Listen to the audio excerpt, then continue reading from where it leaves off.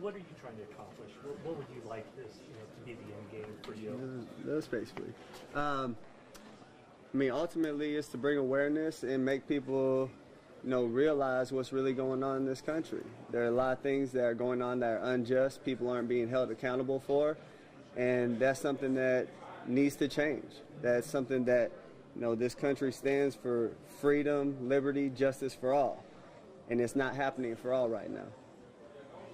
Is this something that's evolved as a philosophy in your mind, and how has this kind of progressed that you make a stand like this? It's something that I've seen, I've felt, wasn't quite sure how to deal with originally, and it is something that's evolved. It's something, as I've gained more knowledge about, what's gone on in this country in the past, what's going on currently. These aren't new situations. This isn't new ground. It's things that have gone on in this country for years and years and have never been addressed, and they need to be. Will you continue, Colin, to sit? Will you continue to sit? Yes, I'll continue to sit. I'm going to continue to stand with the people that are being oppressed. To me, this is something that has to change, and when there's significant change, and I feel like that flag represents what it's supposed to represent, and this country is representing people the way that it's supposed to, I'll stand. Specifically, what would you like to see change in order for you to stand? There's a lot of things that need to change. One specifically is police brutality. There's people being murdered unjustly and not being held accountable. Cops are getting paid leave for killing people. That's not right. That's not right by anyone's standards. Colin, so many people see the flag as kind of a symbol of military. How do you view it, and what do you say to those people? I have great respect for men and women that have fought for this country. I have family, I have friends that have gone and fought for this country. And they fight for freedom. They fight for the people. They fight for liberty and justice for everyone. And that's not happening. People are dying in vain because this country isn't holding their end of the bargain up as far as, giving freedom and justice and liberty to everybody. It's something that's not happening. And I've seen videos, I've seen circumstances where men and women that have been in the military have come back and been treated unjustly by the country they fought for, and have been murdered by the country they fought for on our land. That's not right. Did you personally feel oppressed? Personally? There have been situations where I feel like I've been ill-treated, yes, but this stand wasn't for me. This stand wasn't because I feel like I'm being put down in any kind of way. This is because I'm seeing things happen to people that don't have a voice, people that don't have a platform to talk and have their voices heard and affect change. So I'm in a position where I can do that, and I'm going to do that for people that can't. Is this the first year that you haven't stood up? Did you do it other years, or is this the first time? This year's the first year that I've done this. And you did all the preseason games so far? Yes. This is the first time it was noticed? Yes. How did your teammates respond when you explained yourself today, and what was the support like for you? The support I've got from my teammates has been great.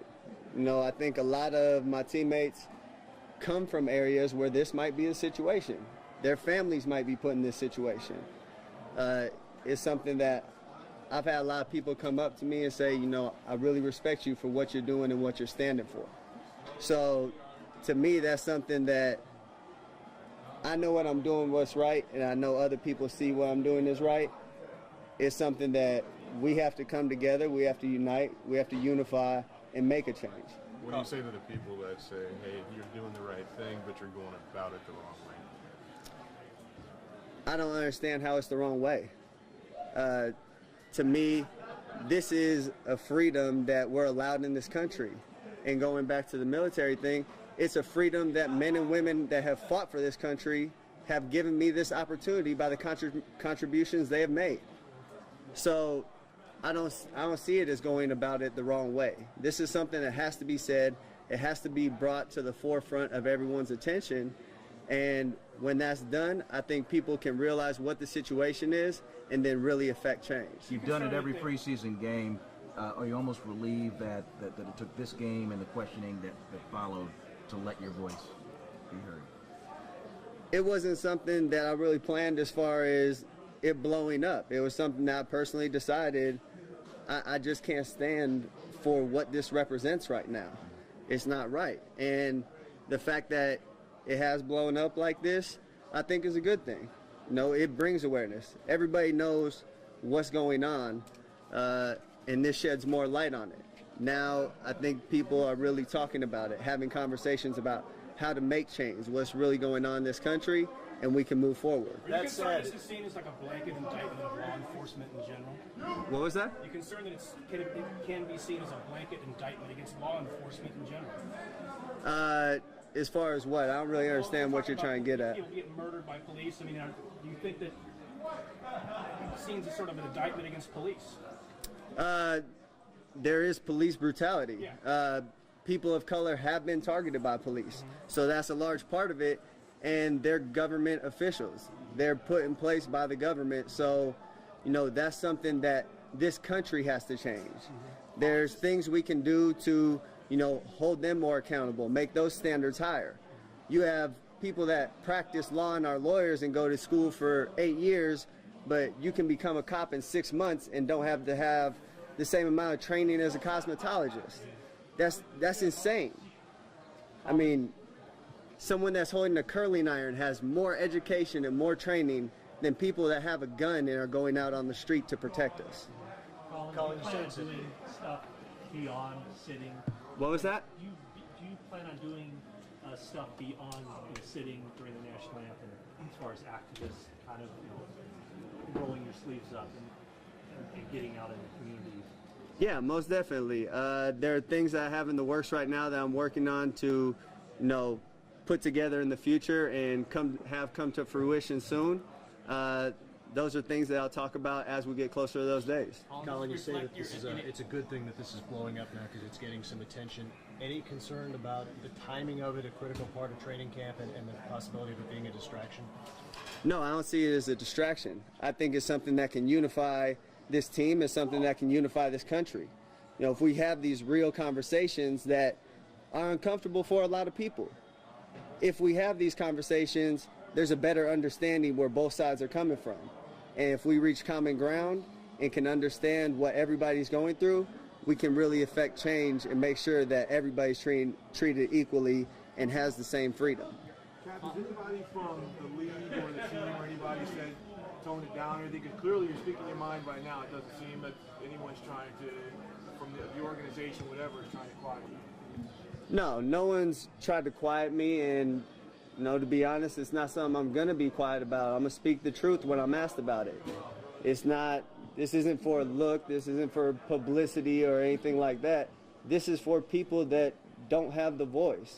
And this is for people that are being oppressed and need to have equal opportunities, you know, to be successful, to provide for their families and not live in poor circumstances. Have you been pulled over unjustly on court? You know, in your mind, have you been pulled over unjustly or had a bad experience in that regard? Yes, multiple times. I mean, I've had times where one of my roommates was moving out of a house in college, and because we were the only black people in that neighborhood, the cops got called and all of us had guns drawn on us. I mean, came in the house without knocking, guns drawn on one of my teammates and roommates. So I have experienced this. People close to me have experienced this. This isn't something that's a one-off case here, a one-off case there. This has become habitual. It's become a habit. So it's something that needs to be addressed. Colin, there are, 2,000 players in the NFL. You're a lone voice here as far as taking this stand. Why do you think you're the only one doing this?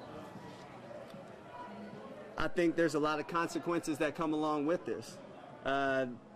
There's a lot of people that don't want to have this conversation, that, you know, they're scared they might lose their job or they might not get the endorsements. They might not be treated the same way. And those are things I'm prepared to handle, and those are things that, you know, other people might not be ready for. It's just a matter of where you're at in your life, where your mind's at. And at this point, I've been blessed to be able to get this far and, have the privilege of being in the NFL and, making the kind of money I make and enjoy luxuries like that. But I can't look in the mirror and see other people dying on the street that should have the same opportunities that I've had and say, you know what, I can live with myself, because I can't if I just watch. Do you think you might get cut over this? I don't know. But if I do, I know I did what's right. And I can live with that at the end of the day. Does any of this reflect your relationship with the 49ers or with the NFL? Is this any part of that? No, this is about the way people have been treated by this country. When you addressed the team today, Colin, how long did you talk, and what was kind of the tone of it? It seemed like you were able to convert one person into your line of thinking that was a little skeptical. No, it was a conversation. They asked me to talk and just explain why I did what I did and why I felt the way I felt. And that's I had an open conversation with them. I told them why I felt that way and why I looked at things the way I do. And a lot of it has to do with the history of the country and where we're currently at.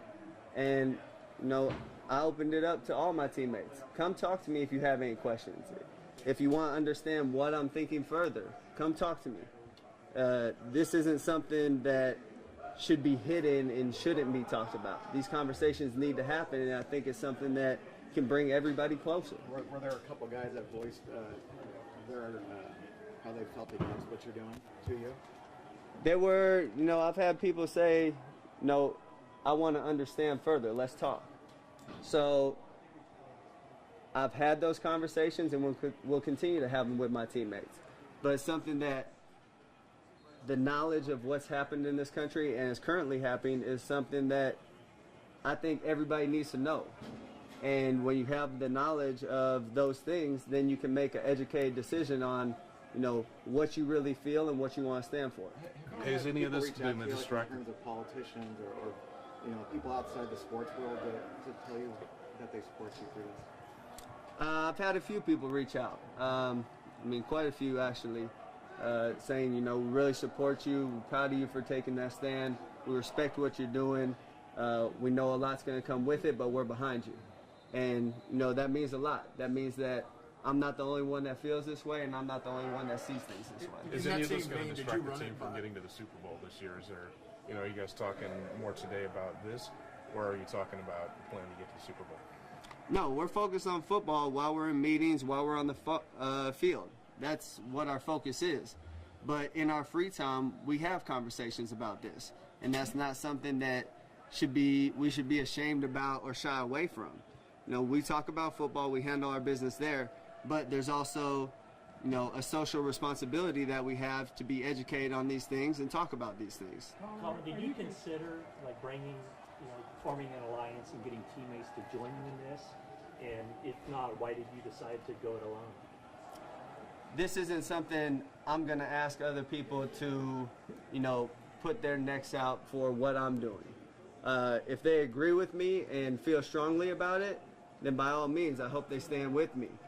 But I'm not going to go and try to recruit people and make sure hey, come do this with me, because I know the consequences that come with that, and they need to make that decision for themselves. In that same vein, did you reach out to anyone before you did this to seek their counsel, say, hey, what do you think about this? This is a conversation I've had with a lot of people a lot of times over a long period of time. So it wasn't something that, I planned on having a conversation about at a particular time. It just so happened it was the other night that people realized it and talked about it. Yeah. Sorry about that. Oh, that's all right. Clearly, we understand why in this you want to bring a voice to other people. You want to raise consciousness about certain issues. Are you concerned? So much of the talk of the 24 hours has been about you and not necessarily the issues. Are you concerned that could happen? I do think that, the talk has been more about me, I know a lot of people's initial reactions thought it was bashing the military, which it wasn't. That wasn't my intention at all. I think now that we have those things cleared up, we can get to the root of what I was saying and really address those issues. Since you've done this, of other players who feel the same way, but maybe not ready to step forward publicly? What was your question? You know other players who are kind of feel the same way that you do, but are afraid to really step forward publicly, like you have. Yeah, I know there's other players that feel the same way. I've had players reach out to me. Once again, it's not something I'm going to ask them to put their necks out. I know the consequences that come along with my decision, and if they feel strongly about it and want to stand with me, then I hope they do. If it's something they're not ready for, that's what the conversations are for, and they can make that decision, when they're ready or if they're ready. Do you feel you'll be safe? Do you feel you'll be safe in some of the road cities that you go to, and will you take some precautions? I mean, that's a legitimate thought. Not really too concerned about that. At the end of the day, if something happens, that's only proving my point. That's. Dr. Edwards has some experience with public stances such as this. You were talking to him before practice. Is he someone you consulted with at any point when you decided to do this? Once again, it wasn't something I consulted anybody on. It was a conversation I had when someone asked me about it. Dr. Edwards is a good friend. He's someone I talk to a lot and run a lot of things by and have a lot of conversations with. And we have a lot of similar views. Colin, the fact that this is an election year, does this have anything to do with the timing? Once again, it wasn't a timing thing. It wasn't something that was planned. But I think the two presidential candidates that we currently have also represent the issue that we have in this country right now. You want to expound on that? You have Hillary, who's called black teens or black kids super predators. You have Donald Trump, who's openly racist. We have a presidential candidate who's deleted emails and done things illegally and is a presidential candidate. That doesn't make sense to me, because if that was any other person, you'd be in prison. So what is this country really standing for? Well, it is a country that's elected a black man president twice, Colin.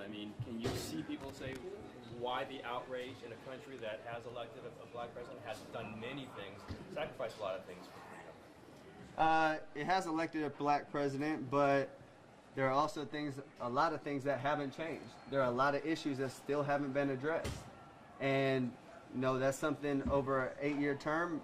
There's a lot of those things that are hard to change, and there's a lot of those things that he doesn't necessarily have complete control over. If you would say that, what would it be a success for you on this? Just in the short term. No, that's a tough question, because there's a lot of things that need to change, a lot of different issues that need to be addressed. That's something that it's really hard to lock down one specific thing that needs to change currently. Okay, last thing, Colin. My wife's a cosmetologist, and she has very extensive training. Yeah, see, and it's amazing to me that she has more training than officers that are supposed to be protecting people.